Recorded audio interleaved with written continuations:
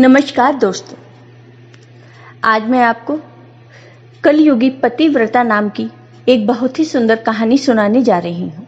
किसी गांव में एक सुशीला नाम की पतिव्रता स्त्री रहती थी। वह मथुरा क्षेत्र में रहती थी।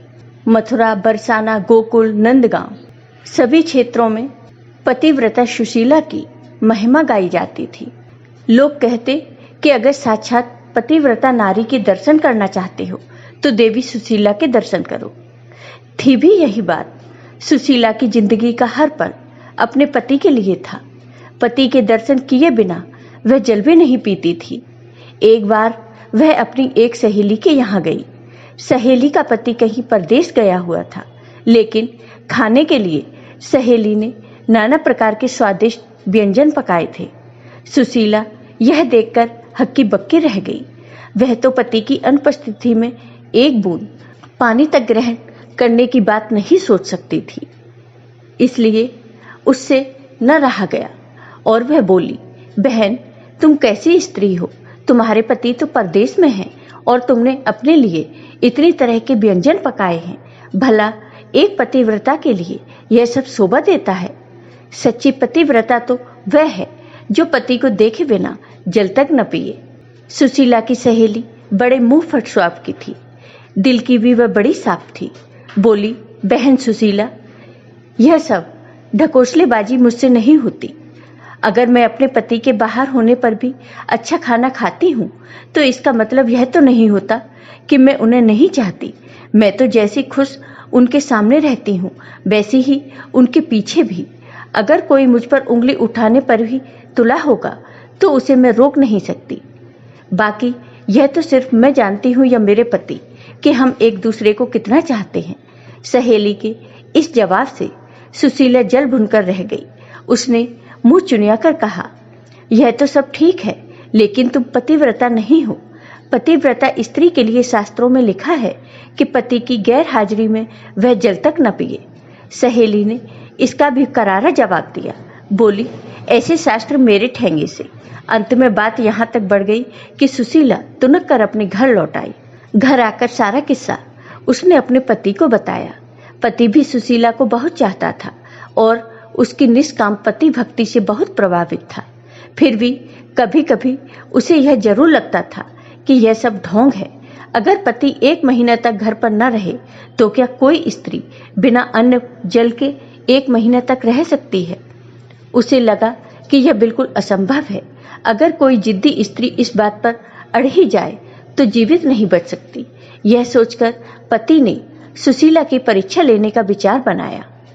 कई दिनों तक वह तरह तरह से सुशीला को कसौटी पर कसता रहा, लेकिन सुशीला हर बार खरी उतरती। कभी वह स्नान देर से करता तो कभी खेत से दोपहर ढले लौटता। कभी कभी तो ऐसा होता कि परोसी थाली तक सामने होने पर वह बहाना बनाकर बाहर निकल जाता और दिन ढले लौटता। लेकिन सुशीला ने कभी भी पति के खाने से पहले पानी तक न पिया। एक दिन सुशीला के पति ने कहा, आज मेरा मन खीर और पुआ खाने का हो रहा है, इसलिए खूब गरी और इलायची डालकर पुए और चिरौंजी, किशमिश, केसर डालकर खीर बनाओ। ये दोनों चीजें सुशीला को भी बड़ी प्रिय थी, इसलिए खूब मन लगाकर उसने ये चीजें बनाई। केसर और इलायची और देसी घी की सुगंध से बनाते समय ही सुशीला के मुंह में पानी आने लगा। चीजें बना चुकने के बाद सुशीला ने अपने पति से झटपट स्नान कर लेने को कहा, लेकिन पति को तो उस दिन धैर्य की परीक्षा लेनी थी, इसलिए काफी देर तक वह ढील डाले रहा और टालता रहा। सुशीला के बार बार कहने पर आखिर में हार कर वह बाल्टी, लोटा और रस्सी लेकर नहाने गया। नहाने में भी उसने काफी देर लगा दी। इधर सुशीला की आंतें मारे भूख के कुलबुलाने लगी थी, लेकिन जैसे ही देहरी के बाहर उसे पति के खड़ाई की आवाज सुनाई दी, उसे दिलासा बंधी कि अब तो खाने का समय आ ही गया। लेकिन जैसे ही पति ने देहरी के अंदर पैर रखे, दाएं पैर की खड़ाई से पैर ऐसा फिसला कि वह चारों खाने चित्त हो गया। वह गिर पड़ा। बाल्टी, लोटा हाथ से छूटकर दूर जा गिरे और आंखें फैली की फैली रह गईं। यह देखा तो सुशीला जिस हालत में थी वैसी ही दौड़ी। पास जाकर सिर हिलाया, आवाजें दी, लेकिन सब बेकार। पति अगर जिंदा होता तब तो बोलता, लेकिन उसके तो प्राण पखेरु उड़ चुके थे, इसलिए भला वह कैसे बोलता। सुशीला की आंखें डबडबा आईं और गला भर आया।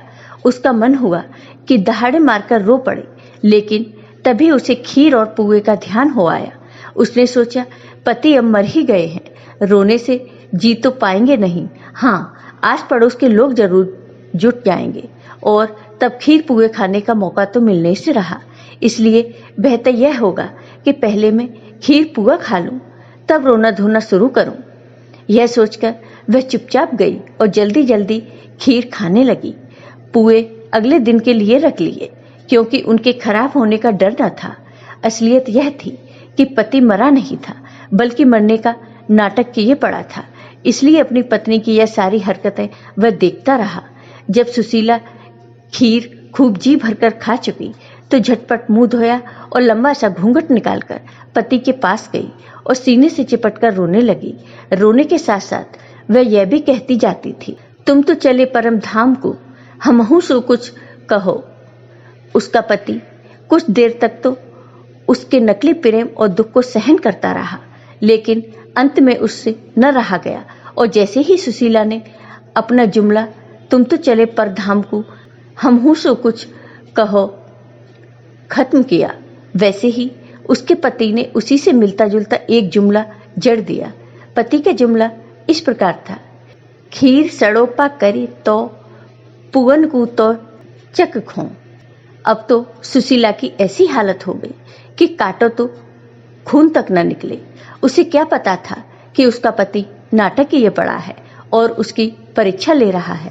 मन ही मन वह रह रहकर अपने आप को कोसती रही कि यह क्या किया, क्यों न जवान पर काबू रखकर बुद्धि से काम लिया।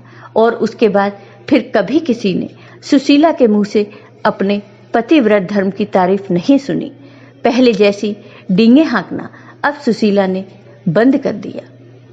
तो दोस्तों, कैसी लगी आपको ये कहानी? अगर आपको ये कहानी पसंद आई हो तो लाइक कीजिए, शेयर कीजिए और मेरे चैनल को सब्सक्राइब कीजिए। साथ ही बेल आइकॉन पर क्लिक जरूर कीजिए, जिससे हमारे वीडियो के नोटिफिकेशन आपको मिलते रहें। धन्यवाद।